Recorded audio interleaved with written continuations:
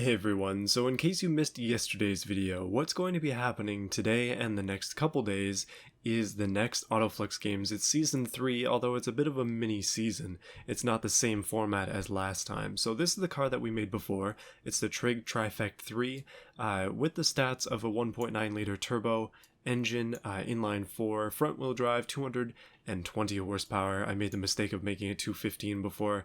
I don't know why, but it's 220-ish. 2,000 kilos, which is quite heavy, as a lot of you are pointing out that's because it's steel, but I actually did go back, and you didn't see this in the footage, I made it into different materials. I mean, unless we make it carbon fiber, it's not really going to make a difference. So this car is just going to be as heavy as it is, and we'll have to match this newest car that we're going to be building today with similar stats to this one, so that it is comparable in the challenges that we'll be doing. So let's go ahead and start off with that. So the rules, although loose, dictate that the car needs to be a 2020. That just gives us optimal conditions for materials. And also, I've been using hatchback bodies only. And the reason for that is really just because I hardly ever use them in my normal playthroughs, so hatchback it is. Now, last time I used this body here, the 2019 hatchback, people noted as well that that's more of a liftback, and as you can see, a lot of cars here are very similar to that, kind of like the Honda Civic Type R, which is not really a hatchback, but a liftback, I would assume, based on the look of it. It's hard to realize at first that it is indeed that way. It doesn't have a trunk in the traditional sense. So what we're going to be doing today is we're going to be using a different style hatchback, and this time it's going to be a coupe. We're going to be using this one here, the 2009 hatchback body. Let's go ahead and try it. And just like before, it's going to be a monocoque steel chassis. Now, I said that I was going realistic in the last video, and I need to clarify again, even though I said it in that video, realistic does not mean 100% realistic. The brakes might be too big, the wheels are probably going to be too big. That's kind of how it goes. We need to make some concessions based on the fact that this is automation. It's not real life. We can only interpolate a little bit. So we're going to go ahead and make something that's similar to the last build. It's actually going to have the exact same base as it, with double wishbone suspension and a front transverse engine. So the engine is an interesting part because we need to differentiate the two models between each other. The last one was an inline 4 turbo. This one is going to be a V6 non-turbo. And this one's going to make more torque, that's just obvious, but this one is also going to be all-wheel drive, and that's going to give it a pretty significant advantage. So what I want to do is sort of make some changes to it that'll help balance things out. We'll see if they are balanced when we actually go and drive the car, and I might have to come back and make changes if the lap time is significantly better, but they need to be similar in performance. So keeping that in mind, this is currently a 3 liter. I was thinking that we should probably make it a 3.2 liter. Size doesn't really matter in this case, but it's a 3.2 liter cast iron V6, and it's going to be transverse mounted in this car. Just like we did before, we'll go single overhead cam with 4 valves, and again cast iron head, no VVL or anything like that. Cast insides, because that just makes sense for this, and non-turbo as well. We'll also go with injection, direct injection as usual, per cylinder, but again standard intake, and as I said before, regular fuel. Okay, I've decided against the per cylinder, and I'm going to go twin injection.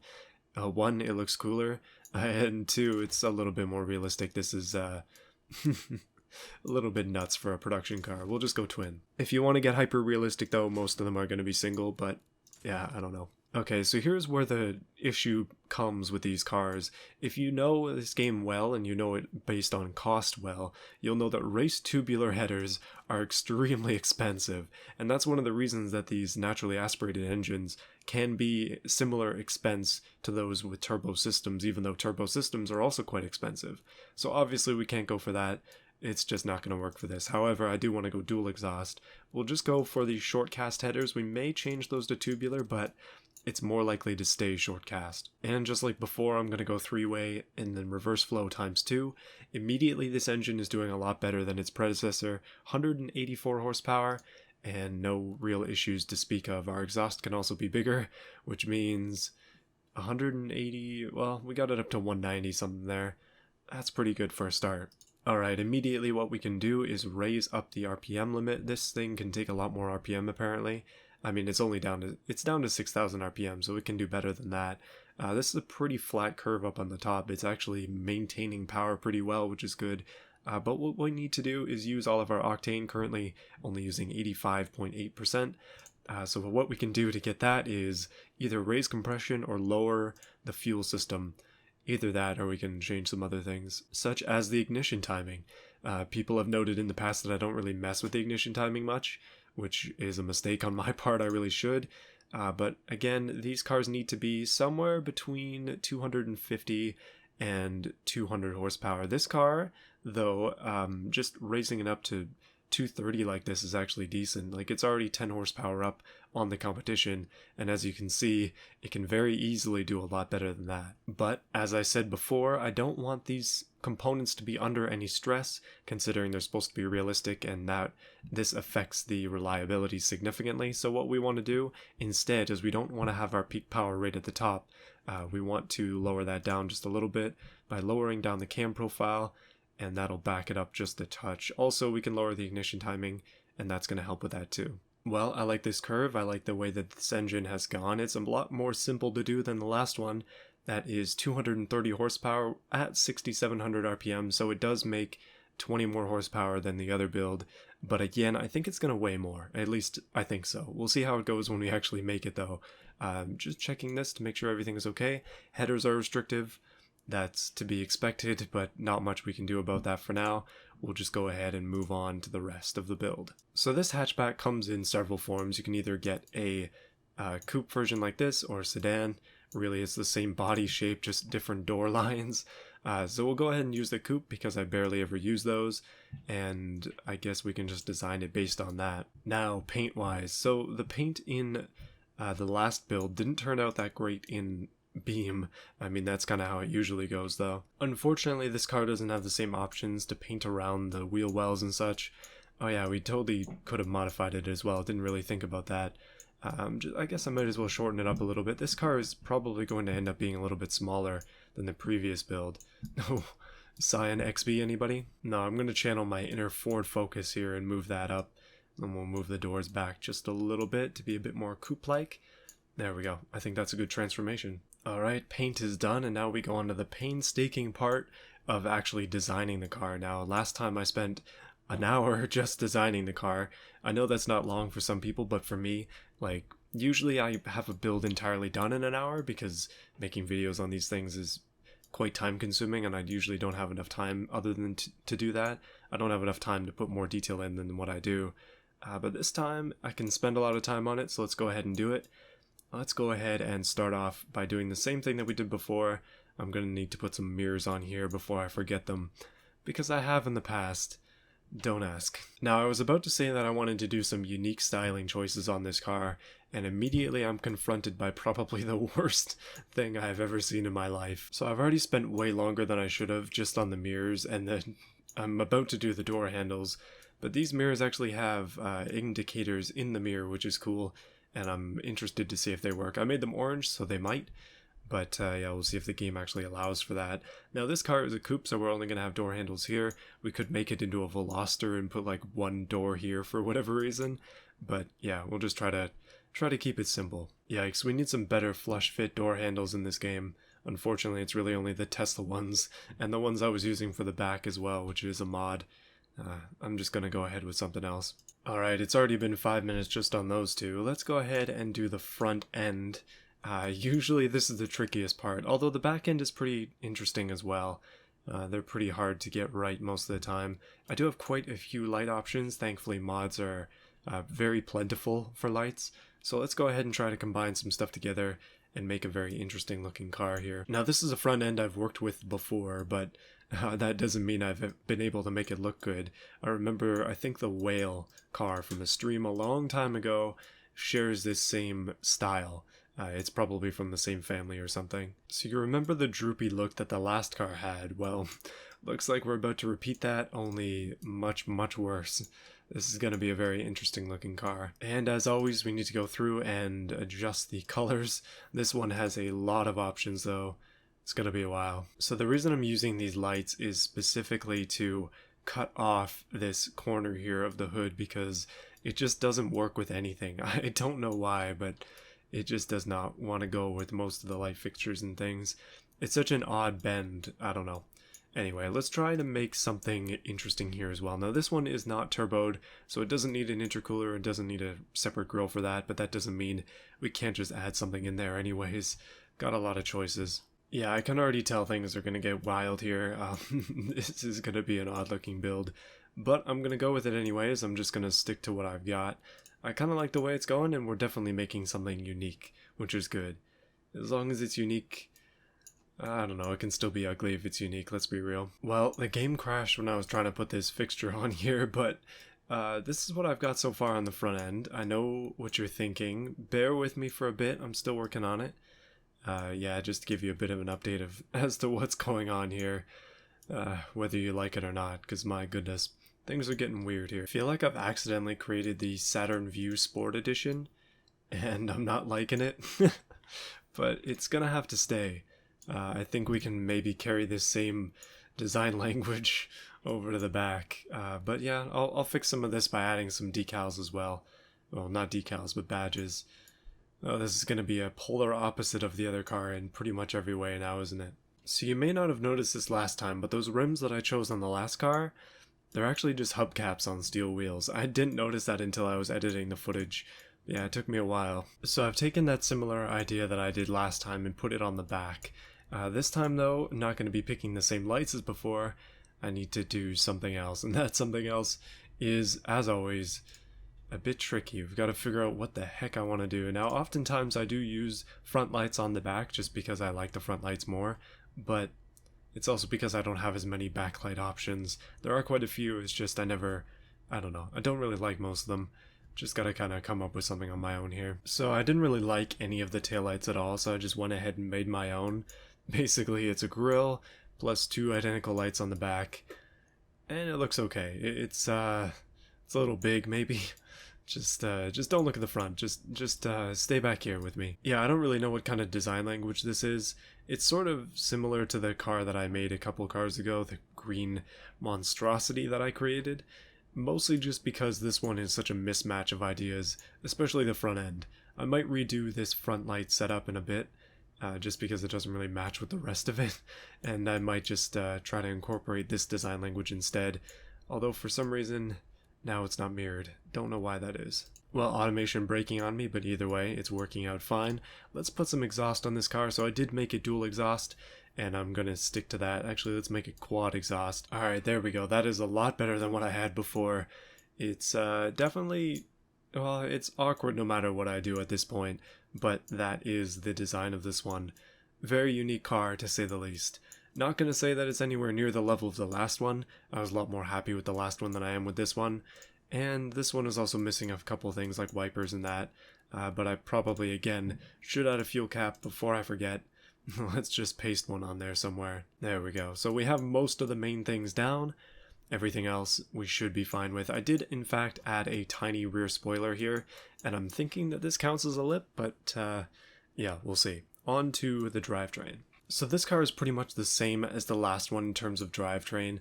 Basically, it's going to be all-wheel drive, sequential 6-speed once again, this one having a very similar top speed, which is a good sign, and we'll probably end up upping the spacing as well, just like I did last time, but you didn't really see that.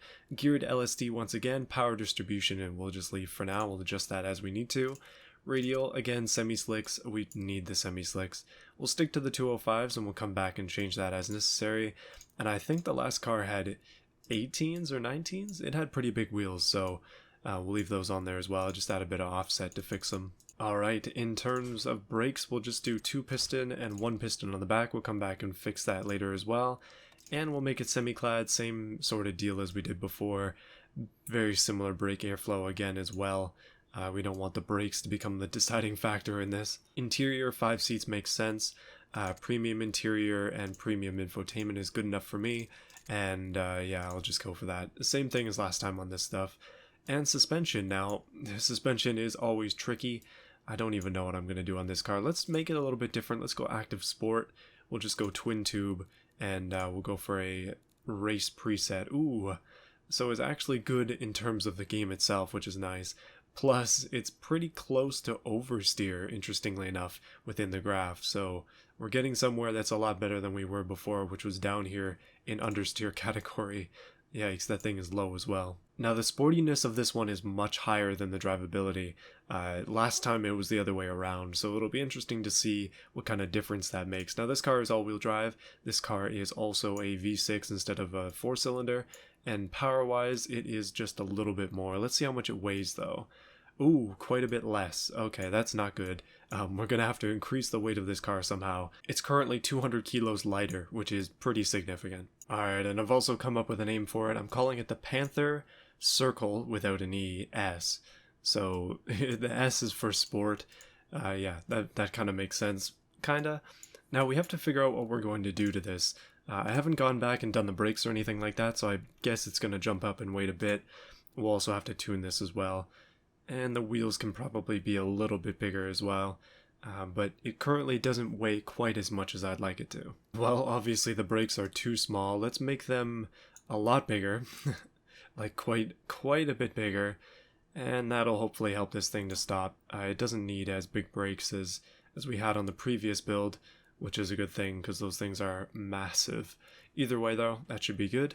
Aerodynamics, well, this is a very split area here. Front is making uplift where the rear is making downforce. That is not good. We'll try to remedy that by increasing the wing angle. Oh wow, okay, that didn't do exactly what I was hoping it would do. So I have made the first compromise so far. I added downforce to this car, which is going to give it some downforce in the front, just so it's not going to be creating uplift, because otherwise it's just not going to work. So we'll go ahead and do that. One thing I can also do is increase this to make it weigh more.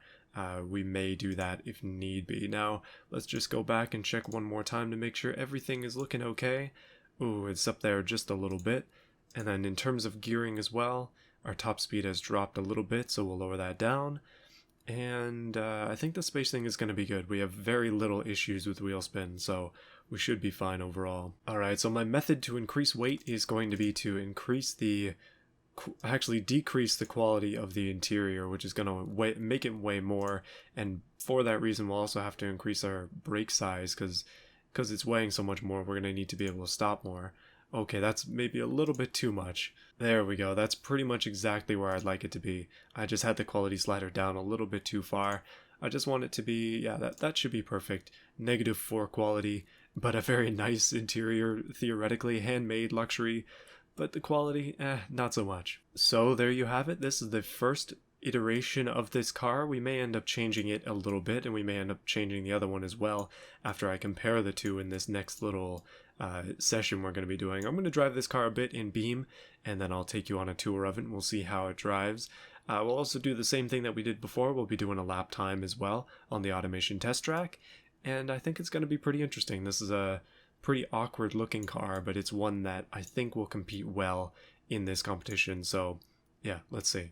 Now I'd like to apologize in advance because there are some noises going on above me.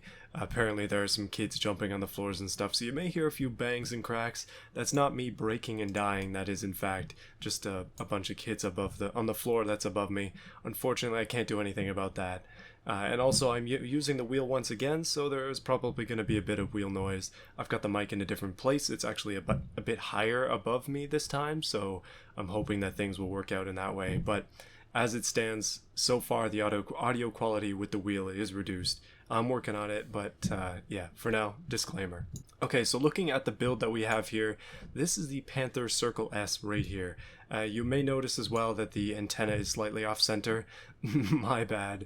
But I will say that the build itself is looking a lot nicer than it did before. And next door to it right here, I've got the other one. This is the Trig Trifect 3. I just had to redo that because of a bunch of noise up there. But yeah, you'll notice first things first that the Trig car is much bigger than the Panther. It is a much bigger car. This car obviously being a sedan, this one being a two-door coupe, the size difference is large. The coupe itself is a bit taller, but the sedan is bigger. Now, I took the newest car, the one we just made around the track. You remember the specs, hopefully. It's got 10 more horsepower than this, and it weighs just a little bit more, but it is all-wheel drive.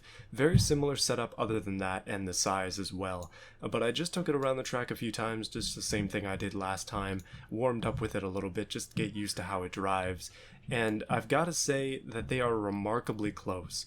It's going to come down to the lap time, of course, to determine that, but just in feeling, they feel very similar. Now, the all-wheel drive car does have a few issues, but it drives pretty well just as is, and obviously the front-wheel drive car has its own set of issues, but again, it drives pretty well as is. So what we're going to do today, this is not an official challenge, this is just a testing comparison.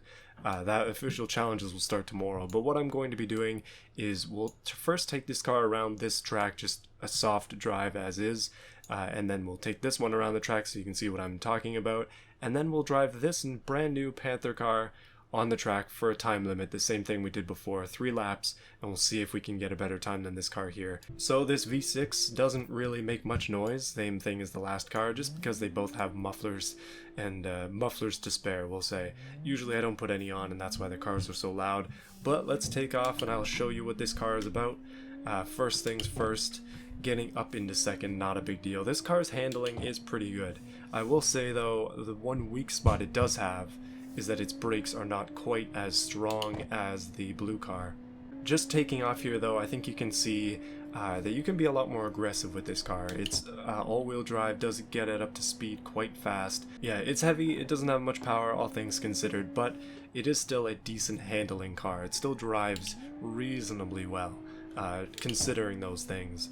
Other comments to make about it? Well, the top speed, as you're about to find out here, is pretty much the same. Like, this car, in terms of top speed, is basically exactly the same as that other one. It does get up into 6th gear coming down this straight, although you don't really need to be there. You can just easily downshift back into 5th most of the time. Driving on the grass, or the dead grass in this case, doesn't exactly help with that, but yeah, I don't know. The top speeds of these cars is not really what it's about. I'm sure though that this one is probably faster if you really gave it the time to get up there. Well, I've got to say I was driving pretty good before, but now I'm getting pretty sloppy. I'll try to be a bit more careful though. One thing you will note as well is I have that graph down in the bottom, so you can see how my braking is, you can see how my steering is, and again, using the wheel I can be a lot more precise than I would have been able to just using a controller, so that's a good thing. And coming around this corner here, this is one of the final corners we're going to be taking. Obviously I need to be down in 3rd for that, to be as effective as I should be, but I think you get the idea in terms of how this car actually drives, and how badly I can drive as well. I was doing better in the last video, I swear. And I'm hoping the wheel noise is less, now that the kids have pretty much stopped making noise as well. There was just a time there where they were going nuts. Alright, let's take the front wheel drive trifecta out for a spin, just so you can see what this is like. We'll just do a quick brief portion of the track, because I mean you've already seen it yesterday, but this car is very well planted. It is a lot bigger than that other car, but it does weigh just a little bit less, and that owes to the handmade interior of that other one that we put on there. Doesn't make a lot of sense, but hey, it makes sense for our challenge here. Okay, one thing I learned last time is you don't want understeer to get to. Coming around this corner, it's better just to go around it without the pedal down until you get into 3rd gear. Yeah, just something I picked up along the way. But again, you can see here that this thing is, it's pretty capable at speed. It's not horrible. It's pretty well balanced. It drives reasonably well, and that's kind of all that matters for this challenge. I'm not looking for hypercar performance. I really just wanted this to be something a little bit more simplistic, which is what I've created so far at least. And that was a pretty fast corner there. We're coming up to the chicane. This is going to be a bit of a challenge, but again, thankfully this car's brakes are quite solid. This Logitech setup is kind of difficult to hit the brakes. They do that with a rubber stopper on the brake itself, so it's really like an actual challenge. You really have to step on it to get the brakes down to 100%, which is something that was really easy to do with a controller, so it's a drastic change from what I'm used to. And the cars have to bite early as well, because I'm really only getting 40% braking most of the time. It's yeah, something to get used to for sure when switching to a wheel. And there we go, that's it for that. Hopefully you get a slight idea of what I'm talking about in terms of performance. They overall are very similar though. Both of these cars perform well. Now let's take this orange one to the track and see what we can do. Right, so you can see the lap times up here. Unfortunately, it doesn't break it down for us. 7:56.727. I believe my fastest time was 2:36 around the track, and then the other two were 240s. So that's something to consider as we go into this. Let's give the Panther Circle Sport a try. So this is actually my second attempt at this. You did not end up seeing the first because it was horrendous. But I didn't go very far, let's just say that. I'll tell you where I stopped. But so far, so good on this one in comparison to the last one. Something that's important to note on this car is it doesn't suffer from any wheel spin issues, despite having thin wheels, probably due to the semi-slick tires. But I'm putting those on every car because I really don't want to deal with wheel spin issues. Some of the cars I made in Season 1 were really bad for that, and it's just impossible to drive those kind of things with the wheel. Maybe we can attempt that with the 99 or 88.8% wheel spin Bomero that I made, but I really don't want to. Right, coming up to the bank corner, shortly after this is where I failed last time, like horrifically failed, but there we go. We have passed the point that I made it to before, doing slightly better, I would say, than I've done so far. And down the straight we go, pretty much just gonna stick into 5th gear. I don't think we're actually gonna need to get up to 6th. I'm currently driving with one hand, which is a terrible mistake, and we're on the grass again. Well, it's not going to be the best representation of my lap time, but we are going for fastest lap here. I'm not talking about overall time at all, so this first lap here is more just a warm-up for the second. As long as we get a good fly in, we'll be fine. My goodness, it has been a wild ride so far. I'm finally going to make it through that first lap with a 2:37. Goodness. That is super close to what I did before. Now, I believe my second lap on that last time, on that last car, sorry, was a 240 as well. So I got 240, 240, and then 236. So let's see if I can replicate that same success here. Oh my goodness, I have struggled so far getting this car around the track. It's not that it's hard to drive, it's just that I'm trying to play with a Guitar Hero guitar, and so far it's not going so well. At least that's the excuse I'm sticking to. Alright, attempt 15. That might not even be a joking number. And I've got a 239, so a little bit worse than what I did before. I really want to get at least one flying lap with this car, so I'm gonna go for it this time. I'm gonna put my soul into this one. Let's see if I can't just do something with this car. And I don't think it's this car's fault, I really do think it's me. Although that was a really terrible shift there. Goodness, you can see there is still a lot of room for improvement. I'm definitely not very good at this. This corner, for example, I have failed so many times, but that time, thankfully, it was done well. This is probably a bad time to mention this, but I was at Value Village the other day, which is just a thrift store, and I noticed that they had a couple of USB steering wheels and PlayStation steering wheels and stuff just in their I don't know, just their random electronics section. They were $10 each, and I was actually thinking about buying them just to try out some ancient technology and see how it compares to the more modern Logitech. That would be an interesting video, I think, but let me know what you think of that. Okay, here we go. I actually am going to get a flying lap. Let's see if it turns out any better than I thought it would. And 233, so this car is indeed faster than that other car, but only by a fraction of, well, it's not a fraction of a second now, is it? It's a fraction of 10 seconds. It's faster by 3 seconds, which is, I mean, it's something, but it's not huge. I guess that is kind of what we anticipated earlier on when looking at the stats of the cars. Now, what I'm going to try and do is do this last lap, and if I can't get it, I'm not going to worry too much about it. I will just stop, and we're going to do one 2-lap section with the other car, and I'm going to see if I can do better, just because it's a different day with a bit more practice. I will say as well that that second lap was pretty scruffy. I know there is definitely some room for improvement on that one. I know I can do better, and I will try to do better when it comes time to actually do the challenges. Goodness, 188, that is probably the fastest I've been going down this stretch so far. This car can really cook if you keep that throttle down, but coming around this corner is pretty dangerous to do so. Very unadvised. Well, down the line once again we go. That was actually a clean lap, thank goodness. And it looks like I'm going to do, ooh, just a touch better. Yikes, 232, that is pretty good. That's a full, I mean, it's 3-ish seconds faster than the time that we had with the other car.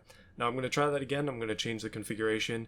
We're going to see if I can do better overall. You can see there that this car is indeed 10 seconds faster in 3 laps than the front wheel drive version. Alright, starting off in the front wheel drive car, first thing to note is that it has wheel spin. That's not something that the all-wheel drive car has to deal with, which is nice. Having driven this car quite a bit, I am more comfortable with it, which I should be able to do a lap time that's more representative of its actual speed more than anything. That's pretty much what I'm going for. I want to be consistent and consistently good as well, which is, well, a challenge. I think one thing I noticed taking this car around the track just a few times in practice as well is that I got up into 5th a lot more times. Oh goodness, well that's horrible. But I got up into 5th more times than I thought I did around some of these straighter sections. Now in sections like this it doesn't make sense. Like the car in 5th, it doesn't need to be in 5th for that part. 3rd is better. But down the straight, for example, it's pretty much the same as that other car. Like, we do go up into 6th, but only on really good runs. But back at that one corner back there, I was able to get up into 5th, coming down the stretch a few times. In this example, not so much though. Like, one thing I'm concerned about is that I'm a little bit too conservative with this car around some of the corners, at least in comparison to the other one, and that's why I was crashing so much. Like, so far in this one, other than that one spot which you saw, I'm not having that many issues. This car is pretty easy to drive, and its brakes are quite a bit better than that other one as well. Alright, coming down the straight, looks like I'm not going to improve on my lap time by too much here.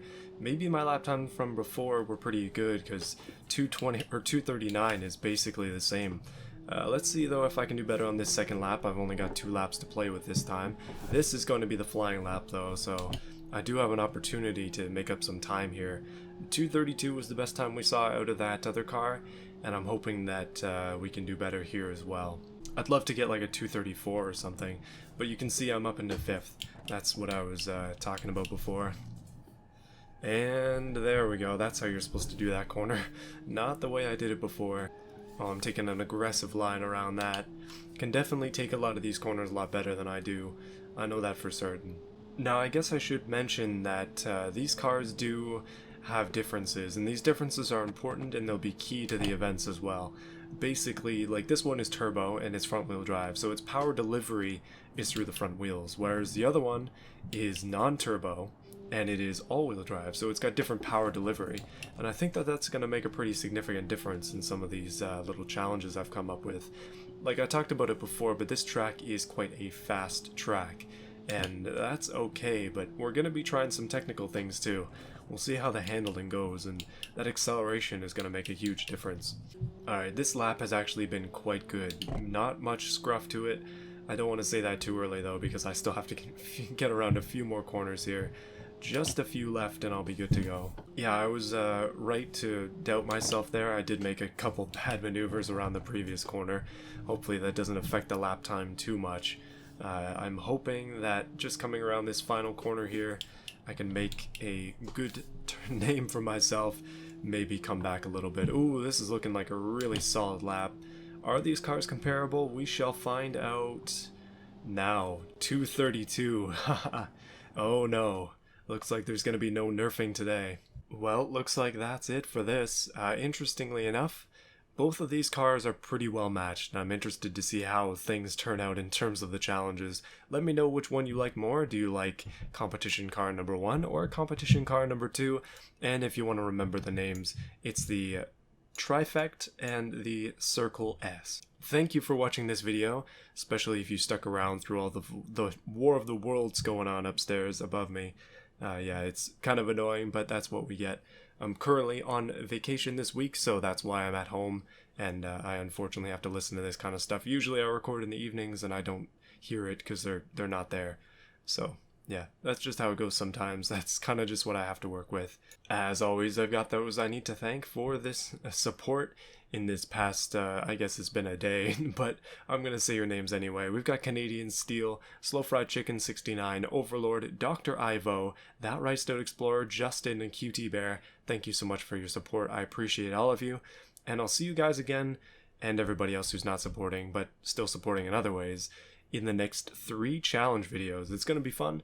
We'll declare a winner at the end of it all, and that's going to be it. See you then.